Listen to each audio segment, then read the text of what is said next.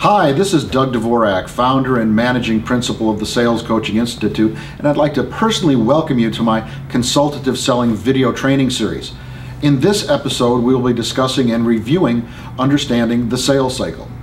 But first, I'd like to ask you a question. When was the last time you were sold to well or professionally? First, think of a positive experience when you were sold well. After you walked out of the store or after the salesperson left, how did you feel? What was this experience like?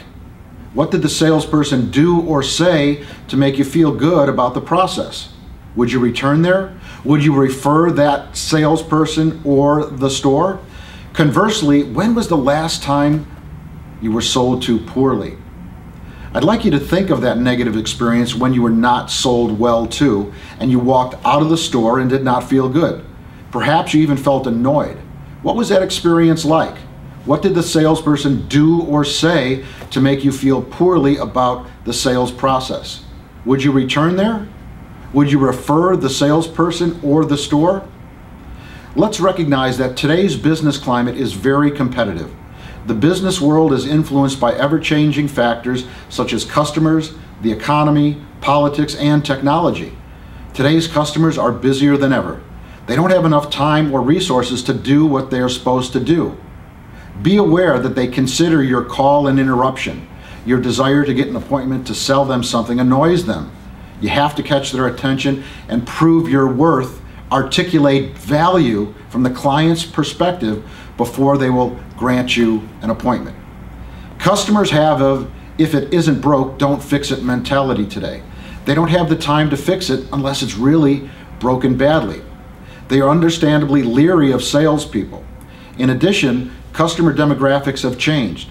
The international market is growing. Many companies and reps have to adopt simply to survive and meet their aggressive sales quotas to suit their needs, the language, the cultures, and the time zones. For the first time in the history of business and selling, we now have 4 generations in the workplace. Sales representatives have to be versatile as salespeople to deal with graying veterans and baby boomers, as well as the Gen X and Gen Y buyers who are savvy to the latest technologies and expect that sales reps are professional enough to be as savvy as they are. The customers and some of the factors that are involved in understanding the sales process are changing rapidly. It's Mach 5 with your hair on fire each and every day. Is it whitewater? You bet. It's perpetual whitewater trying to sell in 2016. Customers are busier than ever and dislike interruptions. You have to prove yourself to them before they will talk to you. It's a catch-22 situation. They have an "if it isn't broke, don't fix it" mentality. They are risk averse and want to avoid changes. When we look at the economy is always a factor when you're selling in today's business world. Politics affect whether businesses will think that they want to invest in your product or service solutions. Remember the savings and loan debacle back in the 80s when savings and loans were failing, insider trading at Enron, oil prices, protest? Government is taking a harder look at healthcare and financial systems today, and those decisions will affect companies and ultimately salespeople. Today's business world is more competitive than ever, and our customers' lives are more frazzled than ever. Their roles and responsibilities have grown. They've been asked to do more with less, and their resources and time to do their jobs seems to have shrunk. They are easily distracted.